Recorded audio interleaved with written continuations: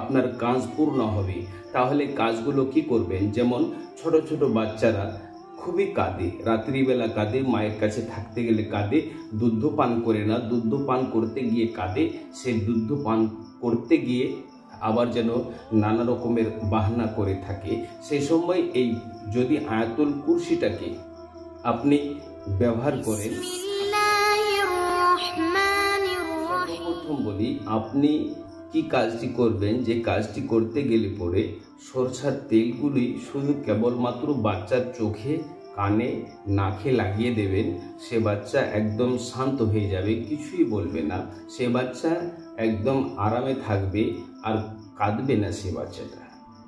অনেক আলিমগণ, অনেক আপনার আমলিয়াতের মানুষগণ, যেনারা আমল করছেন, তেনারা আবার যে কথাগুলি পড়ে আপনার ফু দিয়ে দেন, আপনি তো আমি জানি না, তাহলে আপনাকে আমি আজকে প্রকাশ্য করে দেব যে ওনারা কি পড়ে সে বাচ্চার উপরে ফু দিচ্ছেন, আর সঙ্গে সঙ্গে সে বাচ্চার কান্দন বন্ধ হয়ে যাচ্ছে। আপনি সর্বপ্রথম একটি কাজ করবেন, একটি ঘরে যাবেন, ফজরের নামাজ পড়বেন।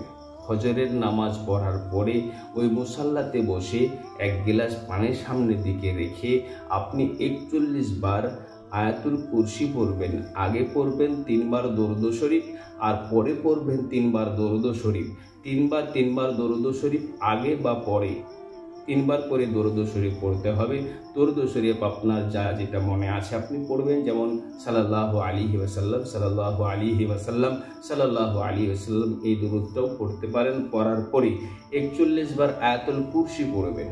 আয়াতুল কুরসি পড়ে এক গ্লাস পানিতে ফু মেরে দেবেন, আর এতটুকু সরষার তেল নেবেন, সে তেলও আপনি ফু মেরে দেবেন। তাহলে তেলে ফু মারা হলো, আপনার সরষার তেলে ফু মারানো হলো, আবার ওই জলের মধ্যে ফু মারানো হলো। এখন এই ফু মেরে দেওয়ার পরে আপনি কি কাজটি করবেন, সেই জলটি দিয়ে বাচ্চাটাকে গোসল দেওয়াবেন, আর আপনার সরষার তেলগুলোকে কানের মধ্যে লাগিয়ে দেবেন। কানে লাগাবেন, নাকে লাগাবেন, চোখে লাগাবেন, সর্বশরীরে লাগিয়ে দিলেও ভালো হবে। তার জন্য বলি ভাই, এইভাবে যদি আপনি নিজের সন্তানের জন্য একটু কষ্ট করেন, আশা করি আপনার বাচ্চা, আপনার সন্তান সুখে শান্তিতে থাকবে, বালা মুসিবত থেকে রক্ষা থাকবে, এবং আপনার সন্তানের উপরে কোনো শয়তানি জিন আসর করতে পারবে না। আপনি অবশ্যই আমার এই ভিডিওটা বুঝতে পেরেছেন। যদি সাবস্ক্রাইব করে আমার পাশে থাকবেন, অল নোটিফিকেশনটা চালু রাখবেন, যেন সর্বপ্রথম আপনি ভিডিও আমার পেয়ে যান। ফি আমানিল্লাহ, খুদা হাফিজ, আসসালামু আলাইকুম ওয়া রাহমাতুল্লাহি ওয়া বারাকাতুহু।